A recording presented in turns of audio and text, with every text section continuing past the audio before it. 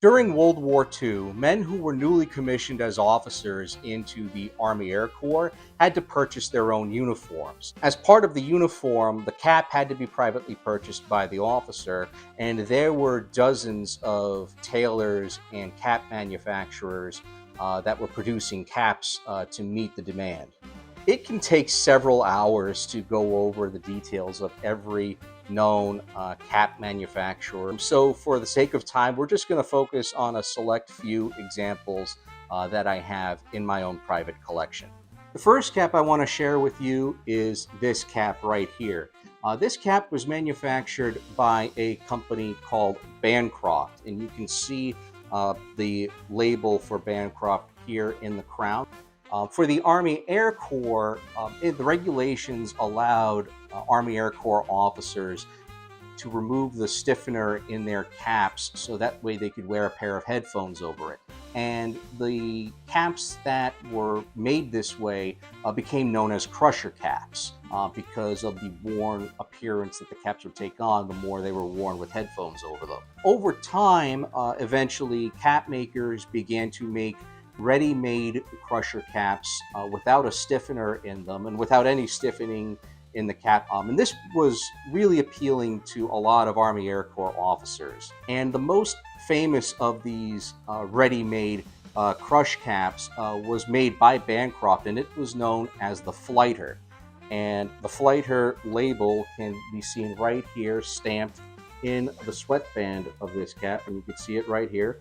Curve controlled Flighter by Bancroft, visor patent pending.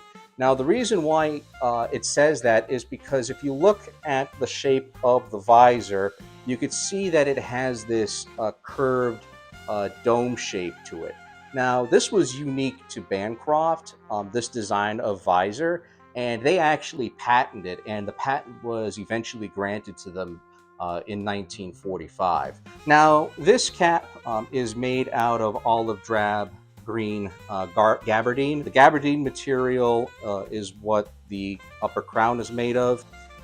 It has a light green mohair band that runs around the entire circumference of the cap, and it also has a leather chin strap on the front that's affixed with two gold eagle buttons. And the insignia on the front of the cap is the standard U.S. Army insignia, the eagle with the shield. Now, what's unique about this insignia is this is known as the V or victory style of cap badge. And the reason why is simply because the eagle's wings are spread out in such a way that the eagle is in the shape of a V.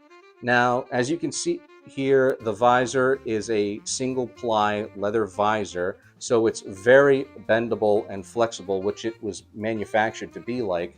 And the entire cap can literally be crunched up like this, and it could be stuffed into the pocket of the wearer's flight jacket or flight suit if they weren't wearing it when they were flying. Now, the next cap I want to show you is different than the Bancroft Flighter cap. This is a standard service cap. It's not a crush cap like the Flighter is.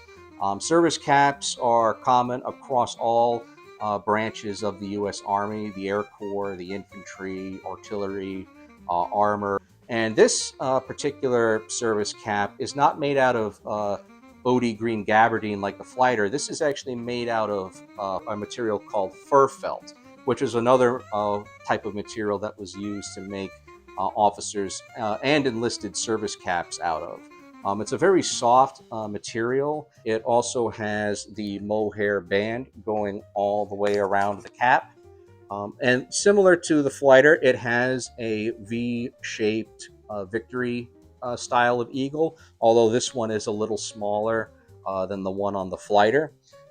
It has a chin strap on the front, and it also has what's known as a cavalry strap that goes around on the back as well, that buckles in the back.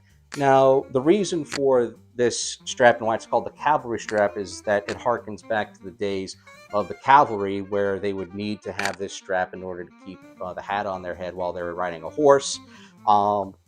You didn't have to be in the cavalry in order to buy a cap with a cavalry strap on it. A lot of officers bought these caps who weren't cavalrymen, simply because they liked the look of the cavalry strap that would go around the back. And the visor on this isn't the single ply visor like on the Bancroft Fighter. This is a two-ply leather visor.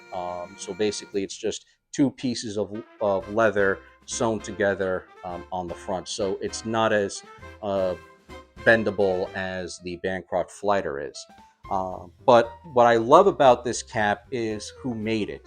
This cap was manufactured by a company called Luxembourg. Now, Luxembourg was a tailor that was located in New York City during World War II, and the owner's name was actually Maury Luxembourg.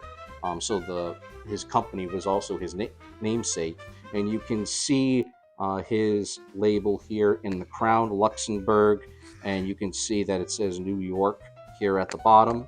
And also here on the sweatband, you can see it has his Luxembourg label on there, and it says here civilian and military tailors, and it also has the address of his shop location, 485 Madison Avenue in New York. Luxembourg caps are very sought after by collectors. Luxembourg was a high quality manufacturer, and because of how well made his pieces were, they're very highly collectible. The next cap that I want to show you is very similar in material to the cap that was made by Luxembourg. Again, this is a fur felt officer's service cap. You can see here the fur felt material that the crown is made out of. And you can also see that it has the mohair band that goes all the way around the cap. And it also has a smaller sized V-Eagle. I'm just going to call it the V-Eagle in the front as well. And again, it has a two-ply leather visor that cannot be bent at all. If I try to bend it, it's probably going to snap in half, so we don't want to do that. And it has a standard chin strap. But what's really unique about this cap is who made it. This cap was not made in the United States. It was actually made overseas in England during the war. And you can see the maker's label right here, Hobson and Sons in London. And you can see here at the bottom of the label, it says expressly for the United States Forces in European operations. And the crown of the cap is lined differently than the other two caps. It has this really nice silk material. And the sweatband has the date and the size stamped into it. It says 1944, and it also says 7 5/8. And again, this is a very large size cap that I am very happy to have in my collection. And I haven't seen another theater-made cap like it in this size and in this condition as well. And just like this cap, the cap that I had made by Luxembourg is also a size 7 5/8. Now, this cap that I want to show you is probably my favorite cap in my entire collection. And you may be wondering why, because of how beat up in appearance it is. The reason why is because this cap is actually named, and I know the history of the man who wore it. This cap was worn by a man named R.P. Ellinger, as you can see here. His full name is Richard P. Ellinger. Now, Richard Ellinger was a B-26 pilot in the 9th Air Force during World War II.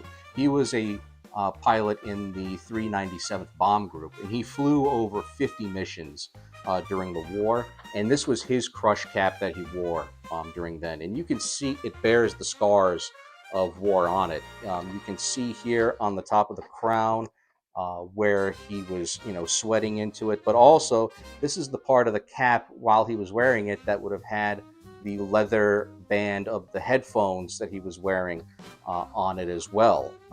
And you can see here that it's very well worn with all of the nips and tears that are located all over the crown of the cap. But like the Bancroft, it has a single ply leather visor and a leather chin strap, as all service caps and crush caps do. The band that goes around on it is different than the other three. This isn't made out of mohair. This band is actually a dark green color, and it's made out of rayon, which was an artificial material that was used at the time on a lot of service and crush caps. And the eagle that is pinned on the front is not like the other three, where it's in a V shape or the victory variation.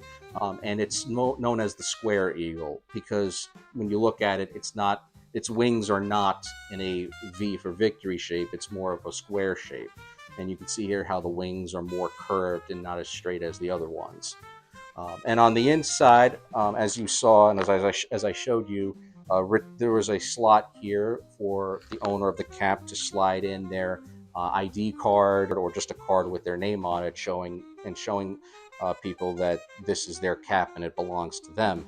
And you could see here the sweatband has all of Richard's sweat stains in it. You can see the white salt stains from his sweat from when he was wearing it.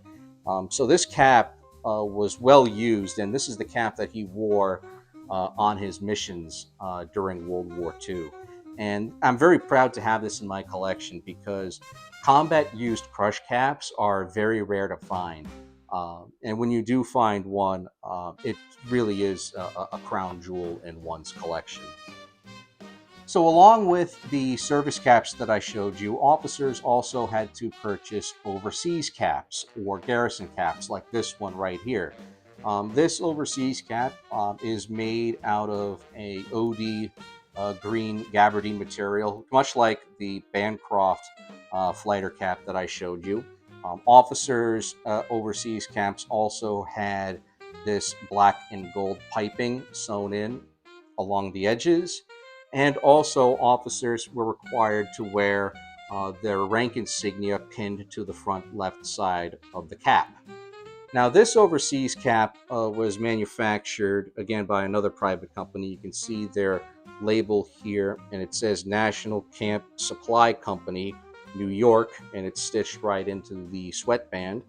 And you can see the lining of the overseas cap here is stamped with the original owner's laundry number, and it's also stamped on the sweatband as well.